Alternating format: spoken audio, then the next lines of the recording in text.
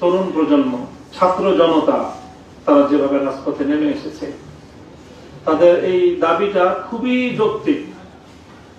যে সংস্কারের এবং যে দাবি তারা তুলেছে, আমরা মনে করি সংস্কারের দাবি খুবই যৌক্তিক।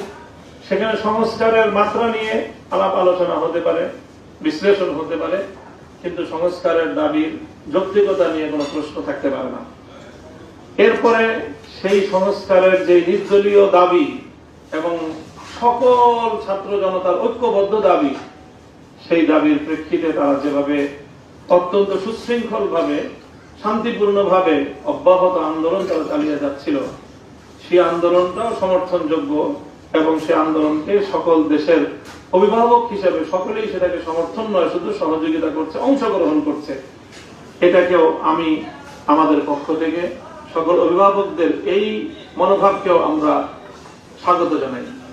সেই সঙ্গে রাষ্ট্র এবং সরকারকে আমরা বলতে চাই যে গতকালকে যেই কি বলবো হৃদয় বিদারক দৃশ্য আমাদেরকে প্রত্যক্ষ করতে হয়েছে, যে আমাদের এক একজন সন্তানকে যেভাবে রাজপথে প্রাণ দিতে হয়েছে,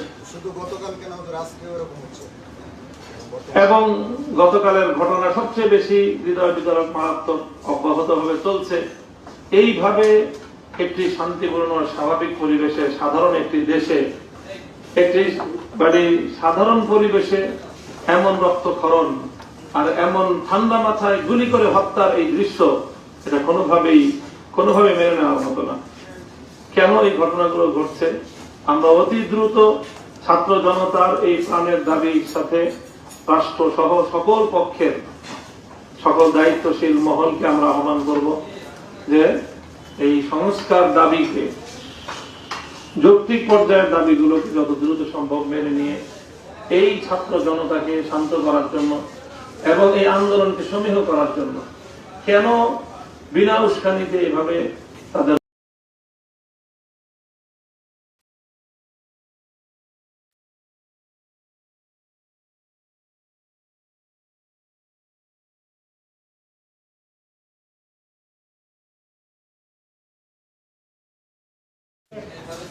কাজে এই আহ্বানও আমি আজকের এই আমাদের সকল উপস্থিতির পক্ষ থেকে আপনাদের প্রতিনিধি হিসাবে আমি উপস্থাপন করলাম, এই আহ্বান রাখলাম।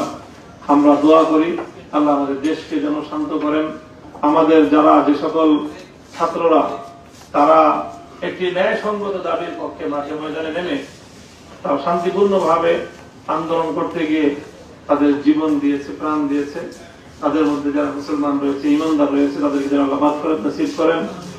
আর সকলকে যেন আল্লাহ পাক এই ন্যায্য দাবির যে কার্যকর এর যে সমাধান, সেই সমাধানটা যেন আল্লাহ এই আন্দোলনের মাধ্যমে ঘটিয়ে দেন, সেই প্রত্যাশা ব্যক্ত করছি।